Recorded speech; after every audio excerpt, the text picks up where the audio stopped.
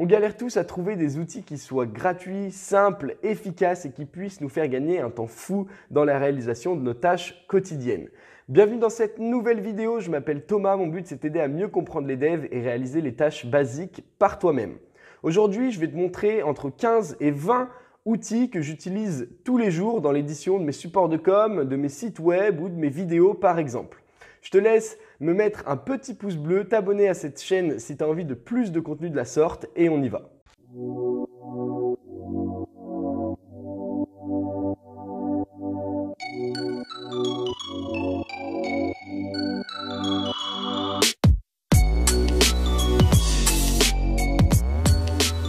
C'est parti, je vais essayer d'être simple, rapide et efficace pour qu'on puisse découvrir tous ces outils le plus rapidement possible. Il y a plein d'outils que vous devez sûrement connaître, il y en a d'autres que j'espère que vous ne connaissez pas encore. C'est pour ça que je vais essayer de dérouler la liste assez rapidement. Il y a des outils aussi sur lesquels j'ai déjà fait une vidéo, mais je pense que ça ne nécessitait pas autant de temps, donc ça fera une bonne piqûre de rappel. Déjà, la base, c'est d'ouvrir la console et de vous montrer comment on peut récupérer des couleurs hyper facilement. Donc, il faut savoir que tous les sites de design fonctionnent avec des couleurs de cette façon en hexadécimal. Et donc, il va falloir les récupérer ou du moins avoir les couleurs de notre charte graphique en hexadécimal. Pour ça, vous sélectionnez à chaque fois, donc vous ouvrez cette console, vous vous en foutez du code, vous vous en foutez du CSS qui est écrit en dessous et qui est incompréhensible. En tout cas, si vous ne connaissez pas, c'est normal.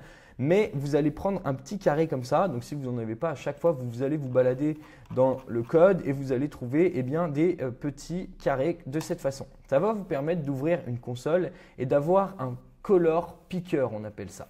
Quelque chose qui va vous permettre d'identifier une couleur sur un site et du coup de pouvoir récupérer sa valeur hexadécimale. Donc là, on voit qu'elle est en RGB par défaut, mais si on va sur ces petites flèches, on va pouvoir aller sur l'hexadécimal directement et du coup récupérer, là par exemple, il n'y a pas trop de couleurs sur cette plateforme, mais on en a, ah non, on ne peut même pas aller au-dessus.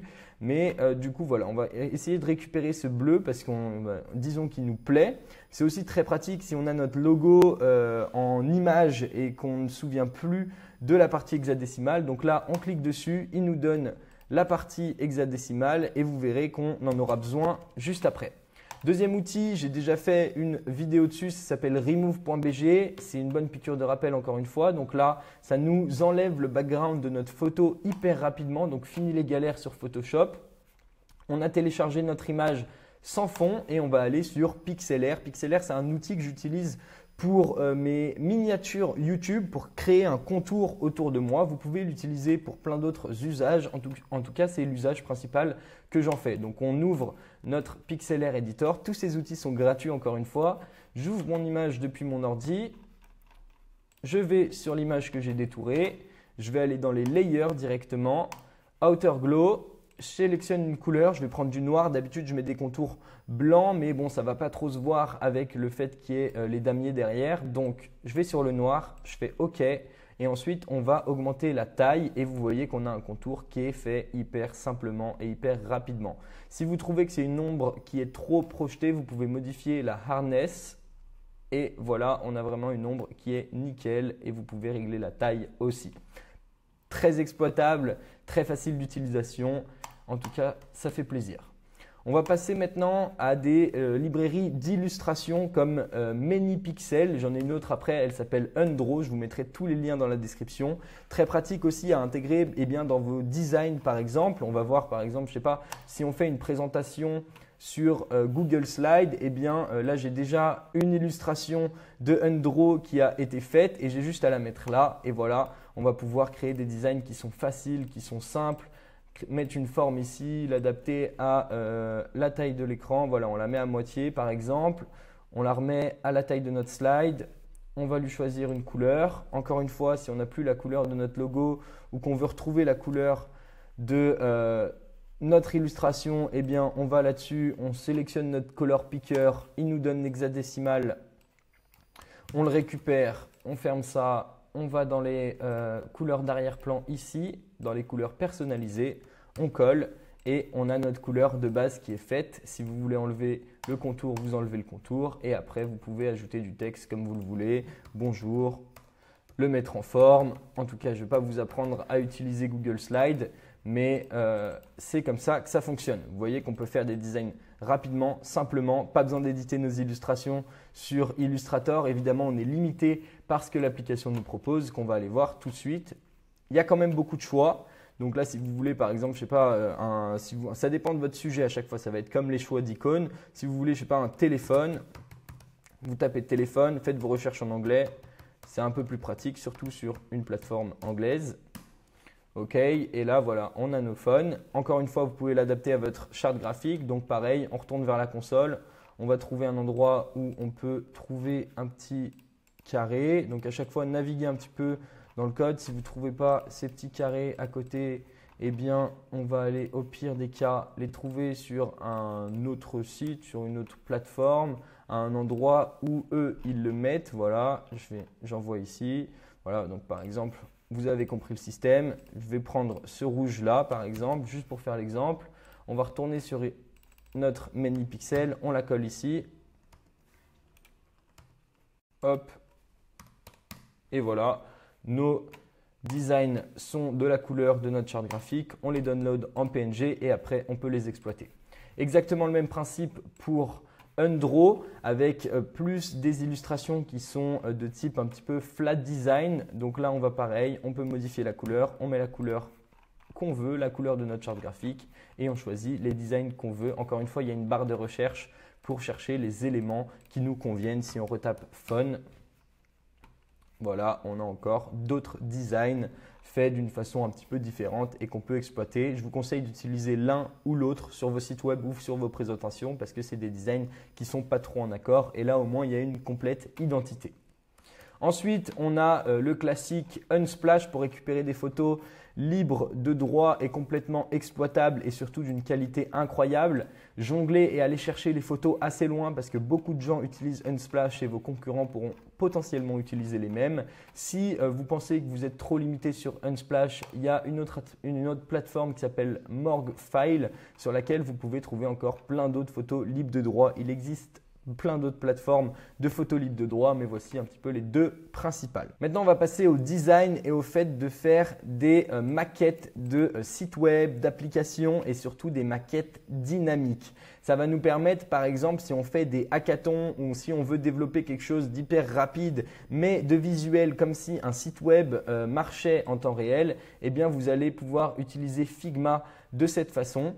Voilà, je vais avancer un petit peu, je vais vous montrer une petite démo. Voilà, eux, ils font une démo. Vous voyez qu'ils créent leur template de cette façon et qu'après, ils les relient pour en faire une application qui marche comme si elle avait été créée. Très pratique pour faire des démos, très pratique pour avoir un rendu visuel simple sans avoir à coder. Et vous pouvez faire exactement pareil sur Sketch. Il existe des outils, je ne vais pas vous les montrer dans cette vidéo. Dites-moi dans les commentaires aussi si ça vous intéresse qu'on aille plus loin et qu'on parle plus de code. Là, c'est vraiment quelque chose qui est orienté design, même si c'est une chaîne qui tourne un peu autour du code et de l'entrepreneuriat. Je pense que le design, c'est quand même important. Donc, dites-moi dans les commentaires si vous voulez plus de contenu orienté sur du design et du code.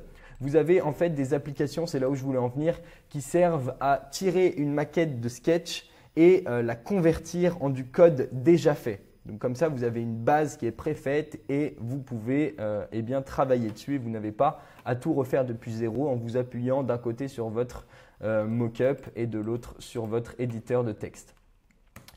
Le classique Canva qu'on va pouvoir utiliser, encore une fois, on va pouvoir prendre toutes les photos qu'on a utilisées, on peut lui mettre n'importe quoi, voilà la photo de ManyPixel, on va pouvoir prendre la photo détourée, la photo qu'on avait mis avec le contour, etc. pour construire nos designs. Ça, c'est un modèle préfet de YouTube Thumbnail, donc de miniature YouTube, mais vous pouvez faire aussi des stories, vous pouvez faire des bannières Facebook, LinkedIn, enfin vraiment tous les designs, toutes les tailles de design sont préfaites et c'est vraiment un outil qui est très simple à utiliser. Encore une fois, avec les mêmes raccourcis clavier. Raccourcis clavier, je ferai une autre vidéo pour parler de ça. C'est pas le but, mais là vous voyez que si je maintiens Alt, eh bien ça va dupliquer directement la photo. Si je les sélectionne et que je fais Delete, ça va les delete. Ensuite, on a le CTRL Z pour revenir, le CTRL Shift Z pour revenir en avant, en arrière et tout, etc. Bref, c'est pas le but de cette vidéo. On passe à la suite. On a les palettes de couleurs Adobe pour avoir des couleurs qui vont ensemble, que j'utilise beaucoup quand je définis des chartes graphiques. Vous avez aussi un moyen d'explorer ces couleurs et de voir un peu les palettes de couleurs qui se font aujourd'hui. Vous pouvez aussi, il me semble, extraire des palettes de couleurs depuis une image qui vous intéresse ou que vous avez aimé. Je ne me souviens plus comment on fait et je vous laisserai aller checker. On a aussi 0 to 255. Donc si on le voit par exemple quand on ouvre la console, 255 c'est le maximum en RGB. On voit que si je me mets sur ces petites flèches, hop, voilà, là je suis en RGBA. Voilà, c'est bien ça. Si je suis en noir, ce sera full 0. Si je suis en blanc, ce sera full 255 et tout ce qui est au milieu, ce sera des couleurs avec un taux de R, un taux de green et un taux de bleu qui me permettront d'arriver à la couleur que je veux. Donc, très pratique cet outil pour pouvoir choisir une couleur précise. Donc, à chaque fois qu'on va cliquer sur un rouge, sur un vert ou peu importe, on va avoir toutes les déclinaisons liées à cette couleur et qui va nous permettre déjà d'extraire l'hexadécimal, ça c'est sûr, mais surtout de choisir le vert qu'on veut absolument choisir pour notre charte graphique. Ensuite, on a les générateurs de lorem ipsum. Donc, les lorem ipsum, c'est simplement des faux textes qu'on va utiliser. Donc là, je vais générer par exemple 5 paragraphes. Quand on fait un site web ou quand on fait des designs, on n'a pas forcément le contenu que le client nous a proposé. Enfin, en gros, quand on taffe pour un client, le client ne nous a pas forcément donné tout son contenu. Donc, on va remplacer les champs texte par des lorem ipsum pour déjà avoir le visuel et voir ce que ça rend. Et ça nous génère du texte rapide. On n'a pas besoin d'inventer quoi que ce soit. Donc là, par exemple, je vais recopier ça. Hop, du coup, j'ai perdu ce que j'avais dedans, mais je vais retourner sur mes lorem ipsum et je vais pouvoir le remplir grâce à mes lorem ipsum. Évidemment, après, il faut le mettre en page, mais au moins, vous avez des textes qui sont déjà générés et que vous pouvez utiliser pour prévisualiser vos designs et vos sites web, par exemple. On va passer aux polices d'écriture et moi, mon site de référence, c'est évidemment Google Font. Donc là, pareil, on peut tester ce que ça rend. Encore une fois, vous avez des tonnes et des tonnes de polices qui sont exploitables. Si vous voulez les intégrer dans votre code, vous avez juste à la sélectionner et puis après, vous avez des liens directs. Vous pouvez aussi la télécharger et puis l'insérer dans d'autres logiciels comme un logiciel de montage comme Photoshop, etc. si vous trouvez que les polices sont trop limitées de base sur le logiciel. On a dafont.com aussi pour les polices. Donc un peu moins design que Google Font, mais très utile également. On va pouvoir prévisualiser, il me semble, Custom Preview, Thomas, hop, j'entre, Submit. Et moi, je vois exactement ce que ça va rendre avec ce texte. Ensuite, on a SVG Background. Là, on part dans quelque chose d'un petit peu plus technique. C'est des backgrounds qu'on va pouvoir mettre directement sur nos sites web, sur notre code. Donc, plus besoin de se prendre la tête avec les backgrounds. Le SVG, c'est une extension d'image qui est vectorisée et qui du coup va permettre à nos images de ne pas être pixelisées, peu importe la taille qu'elles auront sur notre site web. Donc, très pratique encore une fois. Ça marche avec des couleurs hexadécimales. Donc, si on ne se souvient plus de notre charte graphique, on va aller utiliser simplement des couleurs hexadécimales qu'on va trouver ici. Hop, voilà, j'aime bien ce violet. Je vais retourner en hexa. Je vais le prendre ici. J'actualise ma plateforme au cas où. Voilà, donc je vais sélectionner par exemple celui-ci. Je vais lui mettre mon violet, un violet ici. Je vais lui mettre ici du vert et je ne sais pas quelle couleur. Voilà, et après on va pouvoir jouer avec jusqu'à avoir le résultat qui nous convient. Et dès qu'on a notre résultat qui nous convient, on a juste à copier-coller ça ici. Et je vais vous montrer par exemple sur un site web, je ne sais pas si sur Google ça peut marcher, mais si vous voulez prévisualiser, vous mettez ça ici et au moins vous avez votre background qui est fait directement. Dernier outil qu'on va utiliser, c'est UI Gradient avec des dégradés de couleurs qui sont déjà préfaits et on va pouvoir jouer avec de la sorte. Donc voilà, vous avez des dégradés de couleurs qui vont ensemble, qui sont préfaits entre 2 et 3 couleurs, ça dépend. Vous pouvez jouer avec, vous pouvez changer la rotation de ce dégradé et après sélectionner le dégradé qui vous convient récupérer le CSS et encore une fois, si vous voulez le tester sur une plateforme, vous l'ouvrez et vous la testez sur votre plateforme. Vous avez juste à le copier-coller. Alors j'avais déjà quelque chose qui était écrit, mais vous voyez un petit peu le concept. C'est la fin de cette vidéo, j'espère qu'elle t'a plu et que tu as pu découvrir des plateformes que tu ne connaissais pas encore. Si tu en as d'autres en tête, n'hésite pas à me les mettre dans les commentaires. On se voit dans une prochaine vidéo, c'était Thomas.